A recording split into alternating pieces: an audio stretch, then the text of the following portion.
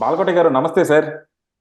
చెప్పండి సార్ కార్తీక్ బాలకోట గారు. గారు, ఒక చిన్న టాపిక్ చేద్దాం అనుకుంటున్నాను అనమాట. విహంగ వీక్షణ ఉమ్, లాగా డిఫరెంట్ డిఫరెంట్ ఉమ్, సబ్జెక్ట్స్ మీద ఒక చిన్న అనాలిసిస్ చేద్దాం. ఫస్ట్ ఉమ్, గా మొదటగా వచ్చేసి పవన్ కళ్యాణ్ గారి యాడ్ సార్. ఈ రోజు ఎలక్షన్ కి పవన్ కళ్యాణ్ గారు కూడా ఒక యాడ్ రిలీజ్ చేశారు. అంటే ఉమ్. ఎన్నాళ్ళు మనకి రకరకాల యాడ్లు వచ్చినాయి, కానీ ఈ యాడ్ చాలా ఇంపాక్ట్ గా ఉందన్నమాట. అసలు మీరు ఆ యాడ్ చూసారా సార్? చూసినప్పుడు మీకేమనిపించింది? కార్తీక్ గారు, అదే ఇప్పుడు ఎన్నికల కాలంలో ఓటర్లని చైతన్యవంతంగా రాష్ట్ర పరిస్థితులు అర్థం చేయించడానికి వివిధ మాధ్యాల్లో, ముఖ్యంగా మీడియా ద్వారా, ఉమ్, అంటే ఇప్పుడు వీడియోల ద్వారా, మీడియా ద్వారా చెప్పే పద్ధతి అనేది చాలా అద్భుతమైన పద్ధతి. ఎన్నికల్లో పాటలు లేదా ఉపన్యాసాలు, ఇలాంటి చిన్న చిన్న వీడియోలు తప్పనిసరిగా ప్రజల్ని ఆలోచింపజేస్తాయి.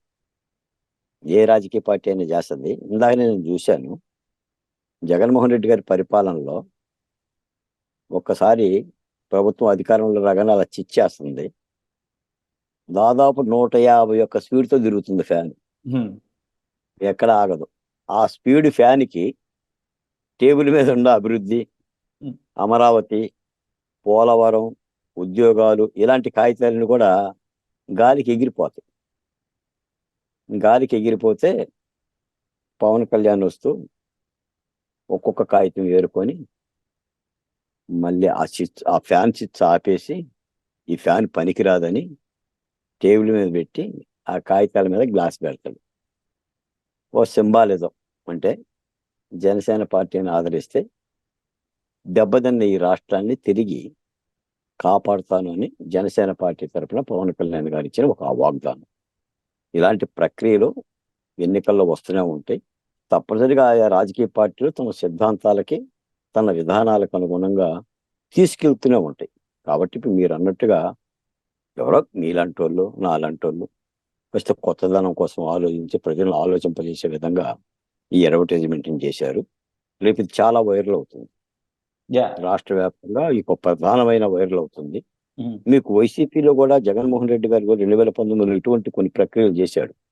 మనం గోదావరి పాదయాత్ర అప్పుడు, గోదావరి మీద చేసిన పాదయాత్ర అప్పుడు ఉమ్. అక్కడ పనిగట్టుకొని ఆయన మన డ్రోన్ షూటింగ్. పైనుంచి డ్రోన్లు పంపించి ఆ విజువల్స్ ని కట్ చేసి పెద్ద ఎత్తున ఒక జన ప్రభంజనాన్ని చూపించి, తద్వారా కూడా ఓటర్లందరిని కూడా తన ఒక ఆలోచింపజేసే విధంగా వీడియోలు చేశాడు. తెలుగుదేశం పార్టీ కూడా బాబు గ్యారంటీ లేదా యువగలం ఇటువంటి వాటి మీద కూడా చేస్తున్నారు. తప్పనిసరిగా ఇంకా వస్తాయి, ఈ వీడియోలన్నీ వస్తాయి. ఇక ప్రచార ఆయుధాలు అవే.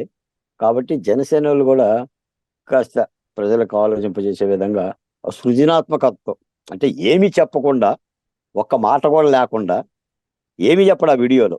ఎవరు కూడా మాట్లాడరు, ఎవరో మాట్లాడరు. ఓన్లీ 2 మినిట్స్ 1.5 మినిట్లోనే ఒక సందేశాత్మకమైన ఒక చిన్న వీడియోగా చేయటం అనేది ఆలోచింపజేస్తుంది. యా. సార్, ఇంకో టాపిక్ వచ్చేసి తెలంగాణ. తెలంగాణలో మనం చూస్తా ఉన్నాం, ఎన్టీవీ అనే ఛానల్. మనం చాలా మంది కూడా, మన తెలుగుదేశం వాళ్ళందరూ కూడా దాన్ని ఒక బులుగు మీడియా, ఎన్టీవీ, టీవీ 9, సాక్షి, ఈ మూడు కూడా కలిపి ఒక బులుగు మీడియా అంటారు. అలాగే వైఎస్ఆర్సీపీ వాళ్ళు వచ్చేసి ఏబిఎన్, టీవీ 5, ఈనాడు, ఇవన్నీ కూడా ఎల్లో మీడియా అంటారు.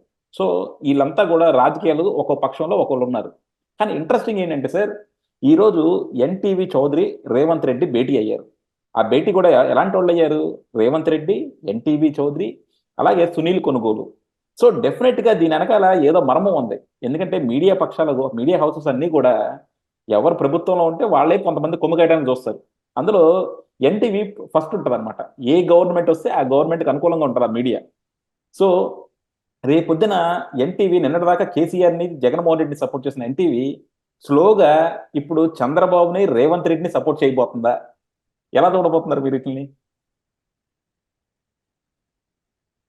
ఇందులో పెద్ద విచిత్రమే ఉంది కార్తీక్ గారు. ఈ మీడియా సంస్థలో ఏ ప్రభుత్వం అధికారంలో ఉంటే ఆ ప్రభుత్వానికి అందుబాటులో ఉండటం అనేది మీడియా సంస్థల యొక్క వ్యాపకంగా ఉంటుంది. రేపు ఆంధ్రప్రదేశ్లో చంద్రబాబు నాయుడు గారు ముఖ్యమంత్రి అయితే మరి చంద్రబాబు నాయుడు గారి దగ్గరికి ఎన్టీవీ వస్తుంది. ఆ ఎన్టీవీ దగ్గర ఈయన కూడా వెళ్తాడు. ఈయన కూడా శాలువా కప్పించుకుంటాడు. చెప్తారు. ఇప్పుడు వైసీపీ ఎంపీలే వస్తున్నారుగా కార్తీక్ గారు. ఇప్పుడు వైసీపీ పార్టీలో జగన్మోహన్ రెడ్డి గారికి కుడి ఎడమల ఉండి, గుండెగా అండగా ఉండి చాలా బలోపేతంగా ఉన్న నెల్లూరులో పెద్దారెడ్డిలు కానీ లేదా ఎంపీలు కానీ ఎమ్మెల్యేలు కానీ ఆయన పక్కన ఉన్న వాళ్ళు చాలా మంది కూడా పార్టీని వీడి తెలుగుదేశం పార్టీలోకి వస్తున్నారు కదా, టికెట్లు కూడా పొందుతున్నారు కదా, ఎమ్మెల్యేలుగా ఎంపీలుగా నిలబెడుతున్నారు కదా. వీళ్ళే నిలబడగలిగింది ఎన్టీవీకి ఏముంటుంది? మీకు ఒక మాట చెప్తా. అమరావతి ఉద్యమం ముమ్మరంగా జరుగుతున్న రోజుల్లో నాకు చాలా మంది శ్రేయోభిలాషులు ఫోన్ చేసి పెద్దలు, బాలకోటయ్య గారు దళిత పార్టీ పెడదామా అని అడిగేవాళ్ళు. ఆంధ్రప్రదేశ్లో ఒక పార్టీ పెడదాం దళితులకంటూ, మనకి ఏ రాజకీయ పార్టీ లేదు కదా, ఒక పార్టీ పెడదాం, మీరు గనక సంసిద్ధతను వ్యక్తం చేస్తే పార్టీ పెడదాం అని అన్నారు. అంటే నేనేమన్నానంటే, మనం ఏదైనా రాజకీయ పార్టీ పెట్టాలంటే ముందు పేపర్ పెట్టాలని చెప్పి. ఆ, జగన్మోహన్ రెడ్డి రాజకీయం. పేపర్ పేపర్ పెట్టిన తర్వాత ఛానల్ పెట్టాలి. ఆ, పేపర్ ఛానల్ ఒక సంవత్సరం నడిపిన తర్వాత పార్టీ పెట్టాలి. ఉమ్. ఓ, ఇప్పుడు ఎందుకంటే పార్టీ పెడతానికి కూడా ఒక ప్రోటోకాల్ వచ్చేసింది అయితే. ఆ ప్రోటోకాల్ వచ్చింది. మీకు మీ మీకు రాజకీయాలు ఎలా ఉన్నాయి అంటే ఈ రోజున మీడియా సంస్థలో వర్టికల్ గా హారిజాంటల్ గా డివైడ్ అయిపోయింది. మీడియా ఇప్పుడు సంస్థలు మీరు ప్రజలే మాట్లాడుతున్నా ప్రజలే divide అయిపోయారు. మీరు ఉమ్, మాట్లాడుతున్నా నేను మాట్లాడుతున్నా ఉమ్. ఒక సెక్షన్ పీపులే మనల్ని ఆదరిస్తారు. అంతేగా. ఇంకోడు ఎవడో ఉంటాడు రాళ్ళేసే వాళ్ళు, వీళ్ళిద్దరు ఒకే పార్టీ వాళ్ళని. ఉమ్, ఇప్పుడు మీ పార్టీ ఏంటో తెలియదు, నా పార్టీ ఏంటో తెలియదు, నా భుజాన ఉండే ఈ బులుగు కండువా కూడా ఇది పసుపచ్చ కండువాగానే కనిపిస్తుంది. అంటే సమాజాన్ని అలా వర్టికల్ గా మీడియా డివైడ్ చేశారు. ఎందుకంటే అసలు నిజానికి ప్రజాస్వామ్యంలో మీడియా చాలా గొప్ప పాత్ర. ఎంత గొప్ప పాత్ర అంటే స్వాతంత్రోద్యమానికే మీడియా అంటే పేపర్లో గోడ పత్రికలు, ఆనాటి గోడ పత్రికలో ఊపిరి లూదింది. బాలగంగాధర తిలక్ లాంటి వాళ్ళు పత్రికలు పెట్టారు, డాక్టర్ బిఆర్ అంబేద్కర్ గారి పత్రికలు పెట్టారు, రవీంద్రనాథ్ ఠాగూర్ కరపత్రాలు పెట్టారు, గోడ పత్రికలు పెట్టారు.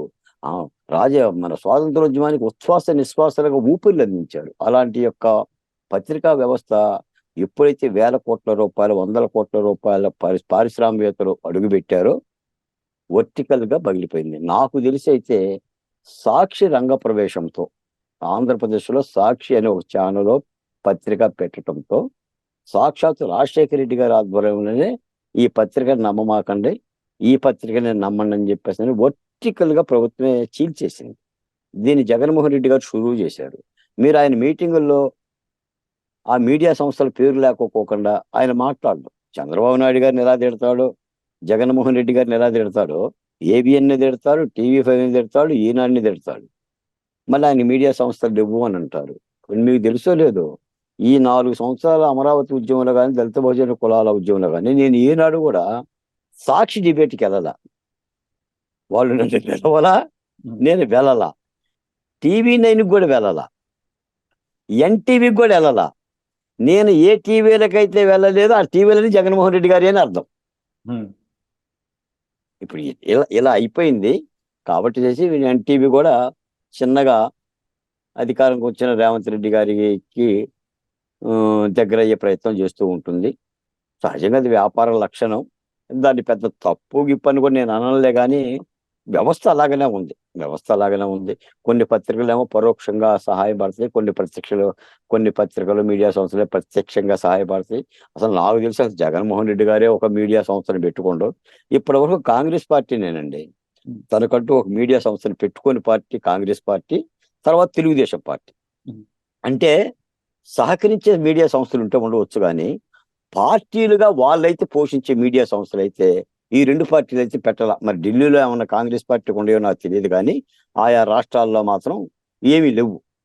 వాళ్ళకి డెక్కన్ హెరాల్డ్ అని ఒక పత్రిక ఉండేది, అది అంటే కాంగ్రెస్ కి అనుబంధంగా ఒక పత్రిక నడుస్తూ ఉండేది. బట్ మీరు అన్నది కరెక్ట్ అనమాట, వీళ్ళిద్దరికి కూడా అధికారికంగా ఏమీ లేవు. పరోక్షంగా సింపథైజర్స్ అనేది ప్రతి ఒక్కరికి ఉంటారు. అది కమ్యూనిస్టులకి ఉన్నారు, తెలుగుదేశానికి ఉన్నారు, మిగతా పార్టీలు కూడా ఉన్నాయి. సో కానీ పార్టీలే పత్రికలు పెట్టడం అన్నది మాత్రం నిజంగా తప్పది, ఎందుకంటే వాళ్ళు ఎంతైనా బయాస్గా ఉంటారు. సో అది సరే సార్. ఇంకొక టాపిక్ ఏంటంటే సార్, అది పిఠాపురం అనేది మంచి పిటపెట్టలాడుతుంది అనమాట ఇప్పుడు ఆ టాపిక్ అసలు. ఎందుకంటే పవన్ కళ్యాణ్ గారు అక్కడ ఎమ్మెల్యేగా కంటెస్ట్ చేద్దామని చెప్పి ఈరోజు అనౌన్స్ చేశారు. పవన్ కళ్యాణ్ గారు అనౌన్స్ చేయగానే తెలుగుదేశంలో సీట్ ఆశించిన వర్మ గారు నానా హడావిడి చేస్తున్నారు. ఈ వర్మ గారు నానా హడావిడి ఒక పక్కన చేస్తుంటే తెలుగుదేశం నుంచి మళ్ళీ రాంగోపాల్ వర్మ గారు ఇంకో పక్క నుంచి నేను కూడా పిఠాపురంలో కంటెస్ట్ చేయబోతున్నాను అంటున్నారు. ఏంటి సార్ ఈ వర్మ రాజకీయాలను ఎలా చూస్తారు మీరు? ఇప్పుడు కార్తీక్ గారు పిఠాపురం నేను స్వయంగా వెళ్ళా. ఉహు, దాదాపుగా అంటే ఆ, ఇది కరెక్ట్ కాదో తెలియదు కానీ దాదాపుగా 90,000 పైచిలకు కాపులు ఓట్లు ఉన్నాయి. ఉహు.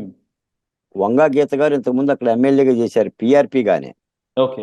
పిఠాపురంలో పవన్ కళ్యాణ్ గారి యొక్క విజయం నల్లేరు మీద నడక. ఉహు, నల్లేరు మీద నడక కాబట్టే పిఠాపురంలో కంటెస్ట్ చేద్దామని ఆయన ఆలోచించాడు.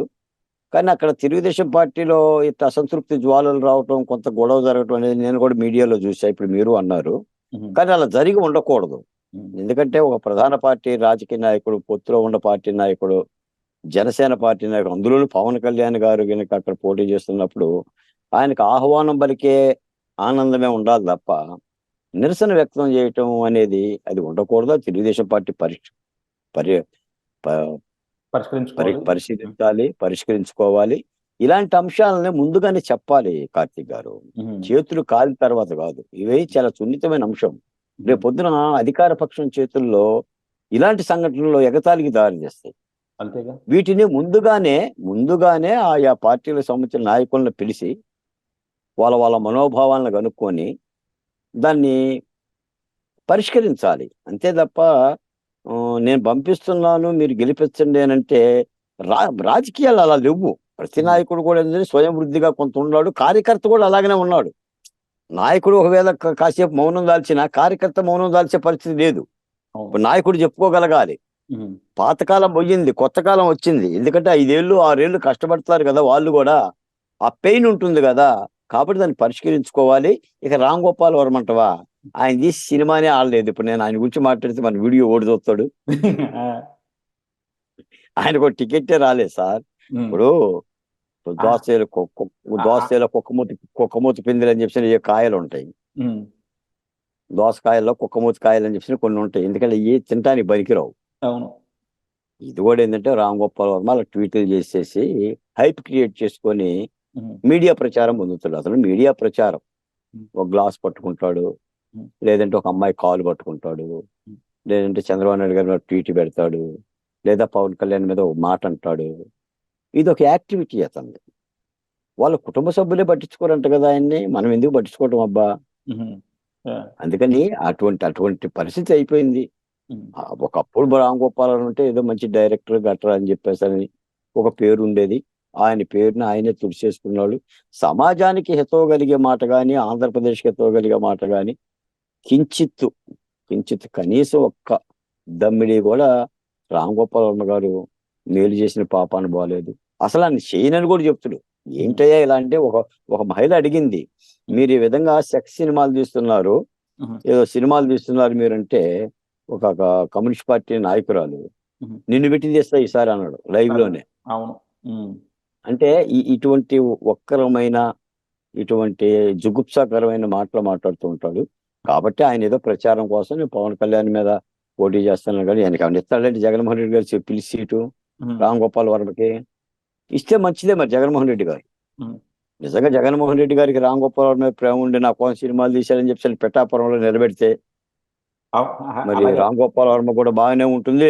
వైకాపా పార్టీ గెలవటానికి కూడా ఆస్కారం ఉంటుందేమో. ఆ, అప్పుడు అప్పుడు కానీ ఇంకో త్రిబులార్ అవడు వర్మ. ఆయన పిలిచి సీట్ ఇచ్చాడు అనుకోండి, వర్మ ఇంకో ఆ, త్రిబులార్ అవుతాడు అనమాట నెక్స్ట్. కానీ ఇవన్నీ కూడా మీడియాలో ప్రచారం కోసం చేసే పనులు. చాలా మంది అంటుంటారు కదా, ఇంతకుముందు కూడా ఇప్పుడు పులివెందులనే పోటీ చేస్తా, కడపలోనే పోటీ చేస్తా అని కొంతమంది అంటూ ఉంటుంటారు. అలాగనే ఈ రామ్ గోపాల్ వర్మ గారు పవన్ కళ్యాణ్ అంటే ఆయన 2 కాళ్ళ మీద లేస్తాడబ్బా.